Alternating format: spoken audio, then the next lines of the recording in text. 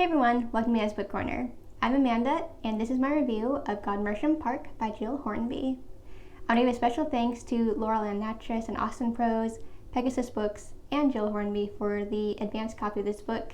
I really enjoyed reading it, and for everyone watching, this book is out today, and this is one you don't want to miss.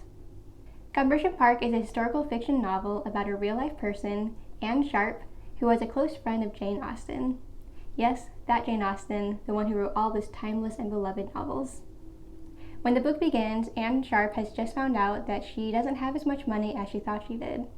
Her mother recently died, and her father has left her very little money. She's not entirely sure why, but because of this, she now has to go into work. She becomes a governess, and her first family that she works for is the Austen family living in Kent, in their estate at Godmersham Park. Her only pupil is Fanny Austen, who turns 13 right after she arrives, and Anne is hoping that if she does well enough, she can stay on and eventually teach Fanny's younger siblings. However, Anne knows that her time at Godmersham Park is precarious, and she has a lot of things that she needs to watch out for in order to keep her job. On the one hand, governesses are not meant to be too pretty because they don't want to attract attention from men, and Anne was known for her good looks, especially when she was younger. She's 31 now, which I wouldn't say is too old. But she doesn't want to attract any attention. Against her best efforts, Anne does get some attention from Henry Sharp, who is Fanny's uncle. He's a frivolous and fun man, and he is already married, but she definitely does not want to attract too much attention from him, even though he seems intent on becoming her friend, if not more. Anne also needs to keep her headaches under wraps. She suffers from frequent and almost crippling headaches, and although they don't really affect her in the daytime, they do affect her at night. And because she has to share a room with Fanny is aware of how bad Anne's headaches get at night. So that's another thing that is working against her for sure. And Anne is clever, but she's often warned not to show her cleverness too much in front of her employer. Anne doesn't really fit in with the Austen family. Of course, she is their employee, and so she doesn't expect to be part of the family, even though they do often invite her to join them for dinner and other family events. However, she also doesn't fit in with the downstairs staff, and indeed the downstairs staff seems to dislike her quite a bit. This is why she often gets terrible meals which she eats alone, meals that are essentially inedible. And this is why when Fanny doesn't stay in her room tends to be very cold in the winter, because the maids don't want to even light her a fire. And of course, being too cold and being malnourished doesn't help with her wanting to keep her job. Early on, I really do like Anne, and I like that although her circumstances have changed in a way that she did not expect, she did indeed think she was going to be well off enough that she'd never have to work. I like that she doesn't wallow in this and she doesn't go into self-pity. Instead, she's practical and she goes into her new role as a governess with determination to do well, not only for self-preservation, but also because she really does care about knowledge and learning, and she really wants Fanny to learn not only what she needs to know, but how to think for herself. So I really love how passionate she is for learning and knowledge, and I love that she was a good student herself when she was younger, and how she in turn wants to pass on great teaching to her pupil, Fanny. So in the first half of the book, I really enjoy getting to see how Anne goes into her role as a governess and how she tries to navigate her role between being part of the family versus being part of the staff, and kind of seeing where her role is within all of that. I love seeing how she teaches and how she tries to make Fanny be a better student, even though she's a little bit difficult. It's also interesting seeing how she develops a tentative friendship with Henry Austen, who is Fanny's uncle on the Austen side of the family, and with her Aunt Harriet, who is her aunt on her mother's side. Both of them are fun and frivolous characters, and sometimes a little bit fickle too. In the second half of the book, some other visitors arrive, including Jane Austen, her sister Cassandra, and their mother. At this point, the book takes on a very different tone, and it follows a rather different narrative.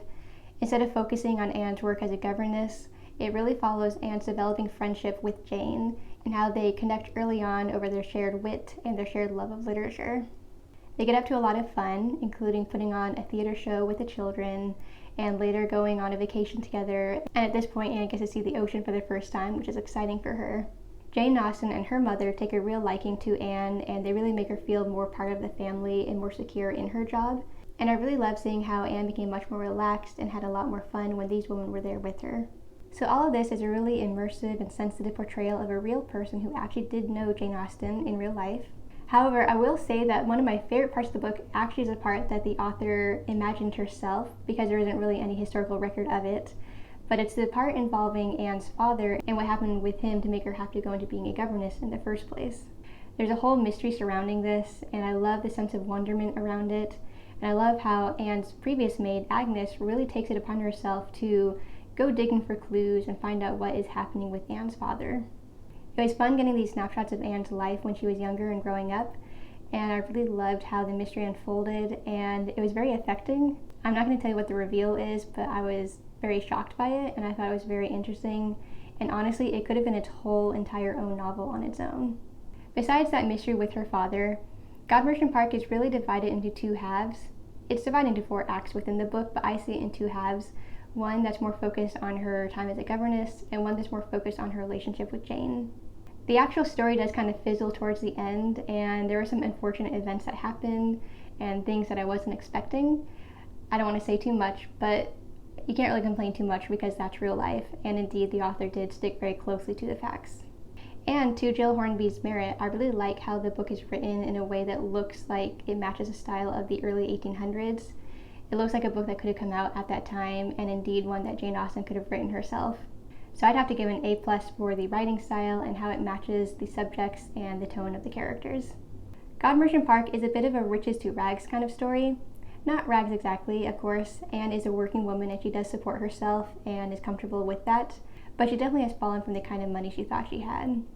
Even so, she's a very strong woman, and I love how empowered she is and how she's determined to make a life for her own, regardless of the men in her life. She doesn't want to depend on men, she wants to depend on herself, and I really commend her for that. All in all, I found this to be a fascinating account of a real person, and I love getting to know Jane Austen a little bit through this. And I especially love getting to know Anne Sharp herself and getting to know a lesser-known historical figure. If you love Jane Austen and the people surrounding her in real life, Godmersham Park is a must-read. Alternately, if you love 19th century historical fiction, books about governesses, and books about women making their own way in life, this one would also appeal to you. I really enjoyed this book and I gave it 4 stars.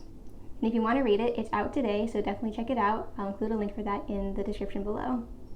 So I hope you enjoyed this book review video. If you did, please like, comment, and subscribe. And to make sure you don't miss any more of my videos, please ring the bell to get all my notifications. I put out about 1 to 2 videos per week, so I hope to see you in the next one. Thanks for watching. Bye!